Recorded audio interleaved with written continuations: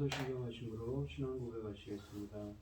전능하사 천지를 만드신 하나님 아버지를 내가 믿사오며 그 외아들 우리 주 예수 그리스도를 믿사오니 이는 성령으로 잉태하사 동정녀 마리아에게 나시고 본디오 빌라도에게 고난을 받으사 십자가에 못 박혀 죽으시고 장사한 지 사흘 만에 죽은 자 가운데서 다시 살아나시며 하늘에 오르사 전능하신 하나님의 편에 계시다가 저리로서 산자와 죽은 자를 심판하러 오시리라. 성령을 믿사오며 거룩한 공예와 성도가 서로 교통하는 것과 죄를 사하여 주시는 것과 몸이 다시 사는 것과 영원히 사는 것을 믿사옵나이다. 아멘. 찬송가 200절입니다. 찬송가 200절입니다. 달고 묘한 그 말씀 생명의 말씀은 귀한 그 말씀 진실로 생명의 말씀이 나의 길과 믿음 밝히 보여주니 아름답고 귀한 말씀 생명샘이로다. 아름답고 귀한 말씀 생명샘이로다. 귀한 주님의 말씀은 내 노래 되도다. 모든 사람을 살리는 생명의 말씀을 값도 없이 받아 생명길을 가니 아름답고 귀한 말씀 생명샘이로다. 아름답고 귀한 말씀 생명샘이로다. 널리 울리어 퍼지는 생명의 말씀은 마음의 용서와 평안을 골고루 주나니 다만 예수 말씀 듣고 복을 받네. 아름답고 귀한 말씀 생명샘이로다. 아름답고 귀한 말씀 생명샘이로다. 아멘. 오늘 함께 하실 하나님의 말씀 신명기 6장 1절로 9절 말씀입니다. 신명기 6장 1절로 9절입니다.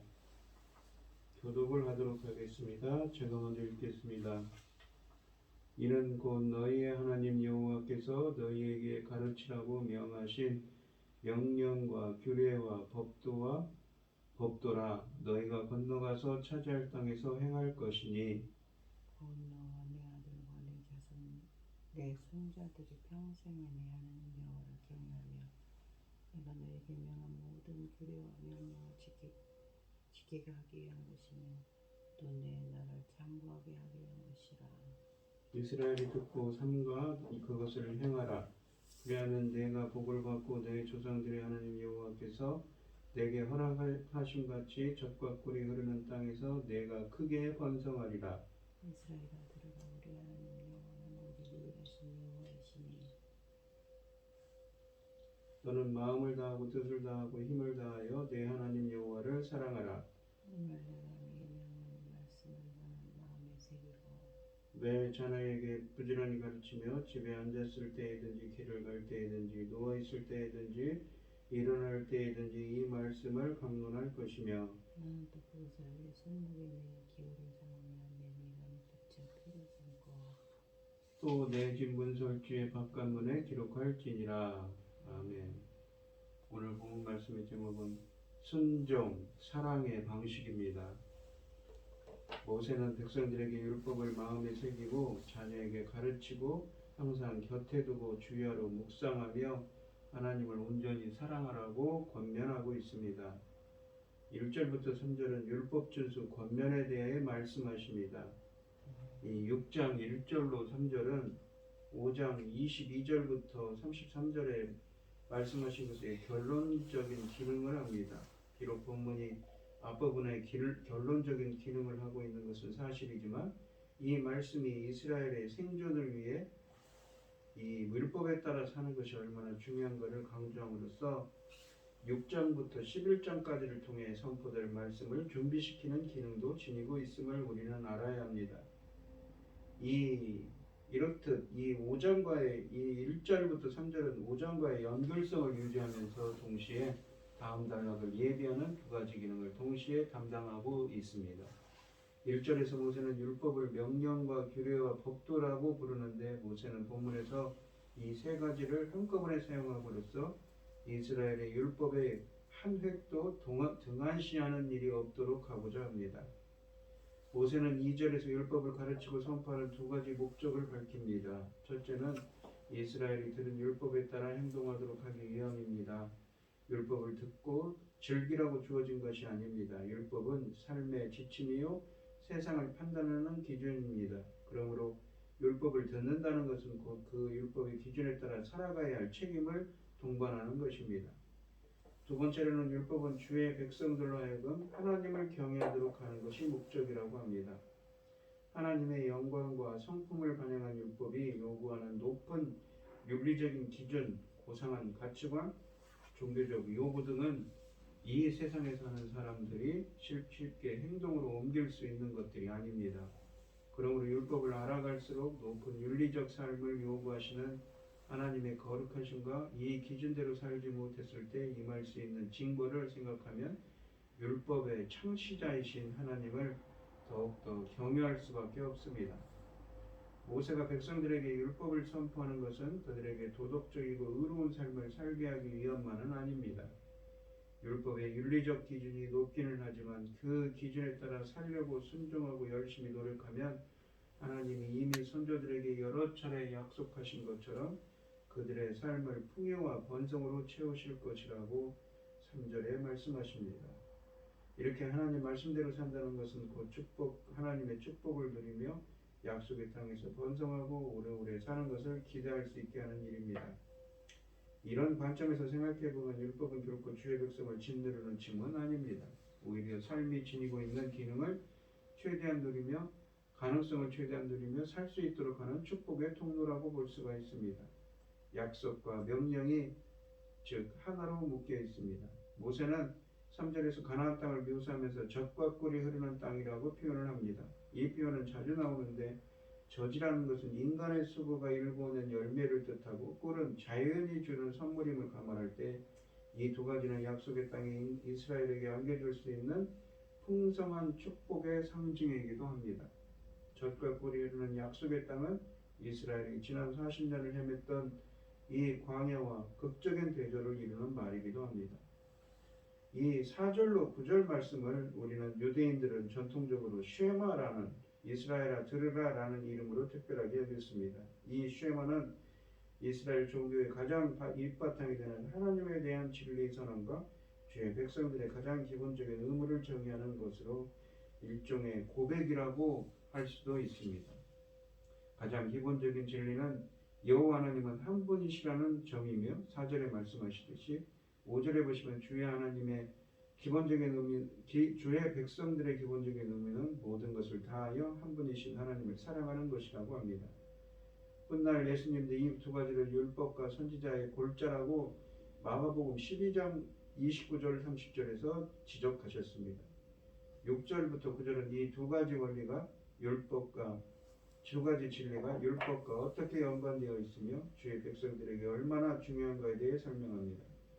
모세는 바로 전 장에서 구약 율법의 핵심이라고 할 수 있는 십계명을 듣고 숨을 고르고 있던 이스라엘 백성들을 다시 등장시킵니다. 4절에서 이스라엘아 들으라 라고 말씀하십니다. 이 문구는 무언가 매우 중요한 선포를 할 때 하나님의 집중력을 요구하며 사람들의 집중력을 요구하며 사용되는 말로 잠언 1장 8절 같은 지혜 문헌에서는 아버지가 아들을 훈계하기 위하여 집중을 요구하는 말과 비슷합니다. 또한 이스라엘은 하나님의 말씀을 들으라고 부르심을 받은 자들이라는 점을 지속적으로 상기시키는 표현이기도 합니다. 믿음 공동체는 하나님의 말씀을 함께 듣기 위하여 모인 집단이지요. 모세는 백성들에게 자신이 지금까지 하는 말을 잘 들으라고 권고합니다. 십계명 이후로 무엇이 그렇게 중요하다는 것일까요? 모세가 긴장한 이스라엘 사람들에게 선포하는 것은 매우 단순하고 당연한 진리입니다. 우리 하나님 여호와는 유일한 여호와이시다고 4절에 말합니다. 이 문장은 유일하신 하나님뿐만 아니라 하나님과의 언약 관계를 강조하는 표현입니다. 언약 관계가 잘 유지되려면 이스라엘이 절대 다른 신에게 한눈을 팔아서는 안 된다는 점은 재차 강조할 필요가 없습니다.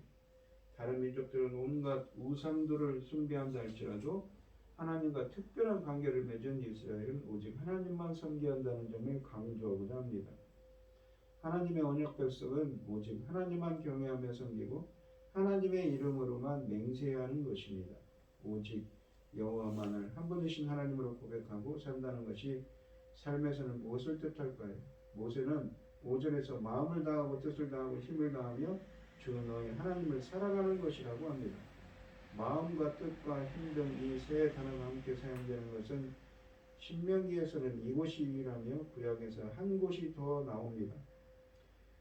열왕기야 23장 25절에 보시면 요시야 왕이 개혁을 할 때 그는 마음을 다하고 뜻을 다하며 힘을 다하여 모세의 모든 율법을 따라 여호와께로 돌이킨 왕이라고 평가하여 봤습니다. 마음과 뜻은 신명기에서 잘 사용되는 한 쌍이며 사람의 모든 것을 뜻하는 총체적인 표현이기도 합니다. 이처럼 우리의 모든 것을 다하여 하나님을 사랑하는 것이 바로 언약 백성의 의무이자 사명입니다. 이 신명기는 오경에 관한 책들 중에 처음으로 하나님을 사랑하라고 또한 명령합니다. 실제적으로 신명기 전체는 전심으로 하나님을 사랑하는 것이 무엇을 의미하는 것에 대한 설명이라고 할 수도 있습니다. 하나님을 사랑하는 것은 감정적인 애착으로 끝나는 것이 아니라 행동으로 하나님을 향한 사랑을 실천하는 것입니다. 주의 백성이 자신들이 섬기는 신은 여호와 하나님 한 분이라고 고백하며 그 고백에 걸맞게 온 마음과 뜻과 힘을 다하여 그분만을 사랑하는 것이 지적인 수준에만 머문다면 그들의 고백은 위선일 수밖에 없다는 것입니다. 그러므로 본문은 하나님에 대한 이스라엘의 충성적인 사랑이 그들의 삶에서 어떻게 나타나야 하는가에 대해 6절부터 9절을 통해 설명합니다. 모세는 매우 강력하고 인상적인 동사들을 연속으로 사용하며 이 점을 강조합니다. 마음에 새기다, 가르치다, 반복하다, 말하다, 내다, 쓰다, 기록하다 등입니다. 하나님의 말씀이 주의 백성에게 개인적으로 손과 이마에, 가족적으로는 집과 문설주에, 그리고 사회적으로는 이 영향을 미치도록, 대문에 영향을 미치도록 해야 한다는 것입니다. 한마디로 말하면 하나님의 말씀이 주의 백성의 삶의 모든 영역을 침투하여 영향력을 행사하도록 해야 한다는 것입니다. 첫째 6절에 보시면 하나님의 말씀을 각자 마음에 새겨야 한다고 합니다. 하나님의 명령과 규례를 마음에 새겨야 한다는 것은 말씀에 대한 순종은 마음에서부터 시작되어야 한다는 것입니다. 억지로 마지못해서 가이드라인을 준수하는 것이 하나님이 원하시는 순종이 아니라 마음속 깊은 곳에서부터 우러난 경외와 말씀대로 살려는 열망이 출발점이 되어야 한다는 것입니다. 이런 동기에서 순종하면 말씀대로 살아가는 것이 훨씬 쉽고 오래갈 뿐만 아니라 즐겁기까지 할 것입니다. 둘째는 자녀들에게 말씀을 열심히 가르쳐야 한다고 7절에 말씀하십니다. 모압 평지에서 모세의 설교를 듣고 있는 이스라엘 사람들만이 하나님이 주신 율법과 규례에 따라 살아가야 하는 언약 백성이 아닙니다.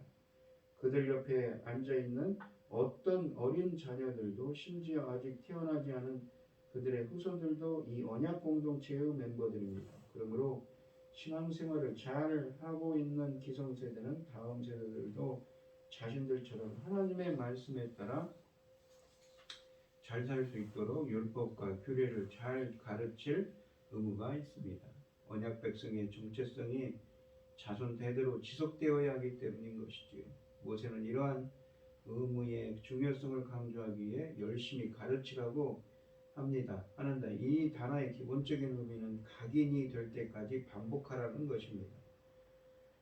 언약 백성은 이 자녀들에게 말씀을 집에 앉아 있을 때나 길을 갈 때나 누워 있을 때나 일이나 일어나 있을 때나 언제든지 가르쳐야 합니다.